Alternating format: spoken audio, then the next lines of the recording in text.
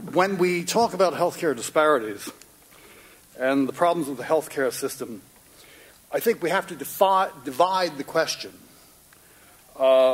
making distinctions about access to healthcare, which is one part of this entire discussion, and one I'm going to focus on today, and the provision of healthcare. In the provision of healthcare, specifically high-quality healthcare, there are, in fact, ethnic and racial disparities. There are some physicians who are prejudiced. There are some nurses who are prejudiced. There are some physicians who violate their oath as servants of their patients in the provision of the best medical care.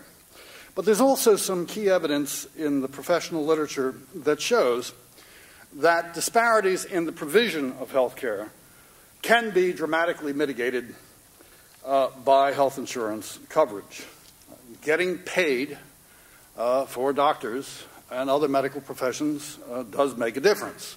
So you never underestimate the power of the almighty buck. There's the golden rule. The golden rule is those who have the gold make the rules. And that is something that we all have to keep in mind when we're talking about the reality of the healthcare system. The key variable, it seems to me anyway, in reducing or eliminating disparities in the provision of health insurance is to reduce uninsurance itself. The uninsured are disproportionately found among working class people who are also disproportionately minority. The highest incidence of uninsurance in the United States is found among Hispanics, followed by African Americans. About 1/3 of Hispanic workers in the United States and their families are uninsured. You all know the literature on this. I don't have to tell you. People without health insurance have less access to quality care. They have less access to doctors.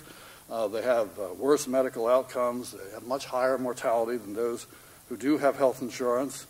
And because their rates of uninsurance are higher, their long-term health prospects are relatively poor. These problems disproportionately affect Black and Hispanic Americans. What I'm going to suggest for you this morning is, when you have the time, to check out an article in Health Affairs.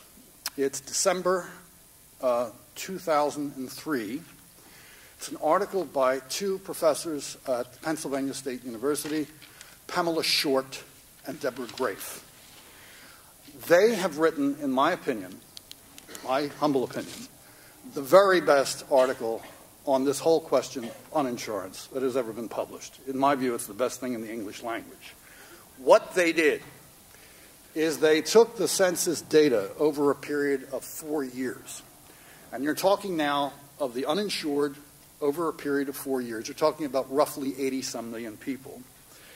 And what they found, what they tried to do is to try to identify clearly who are the uninsured and exactly why are they uninsured. Why is this happening?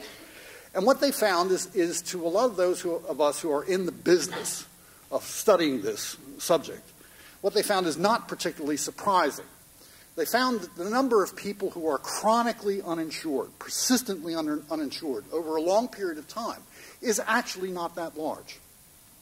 They estimated it about 12%. What they found, however, is the vast majority of the uninsured over that 4-year period were people who got access to coverage, but they lost it.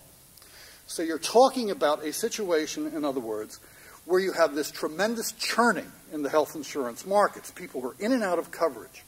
And if you add up the people who were transitioning in and out of coverage over that period, people who had a single gap of coverage, or people who had temporary coverage, or people who had coverage and then lost it, it accounts for the vast majority of Americans who are uninsured.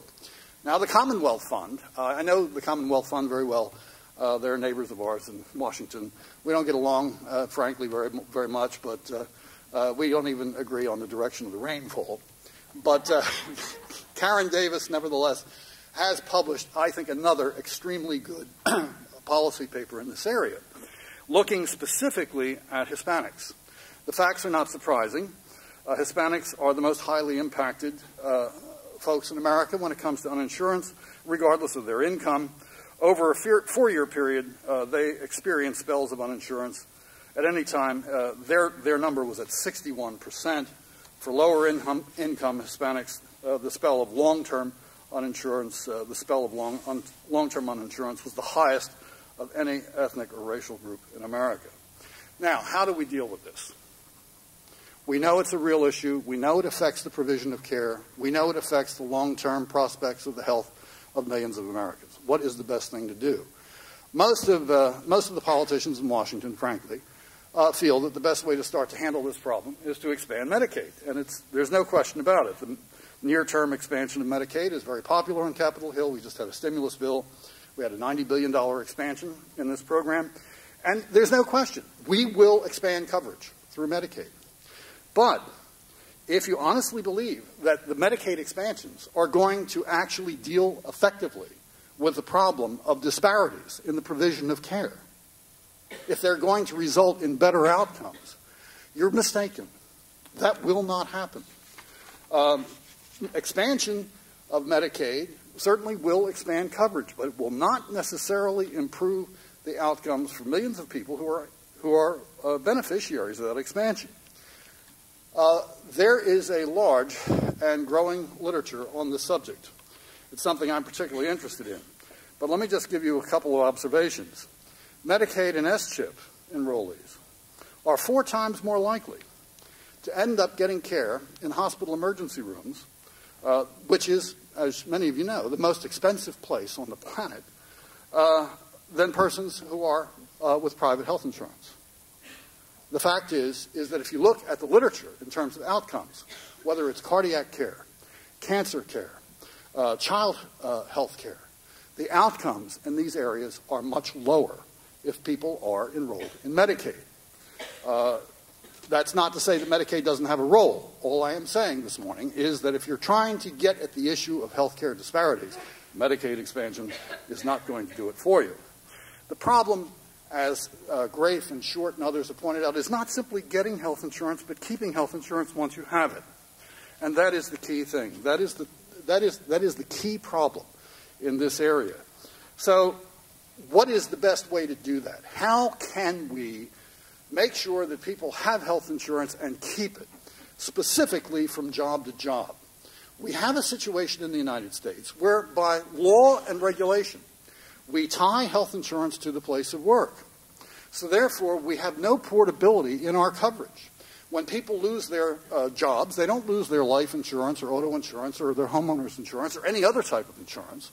They do lose their health insurance, their insurance that is most important to them and protects them and their family from potentially financial devastation, catastrophic financial devastation and serious illness.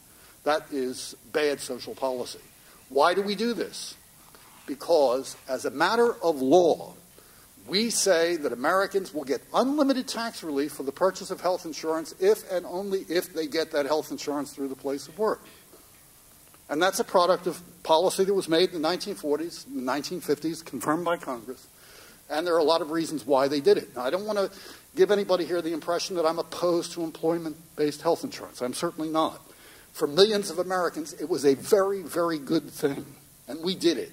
And millions of Americans got coverage through their employer. It really did have a massive positive impact on the quality of life for millions of Americans.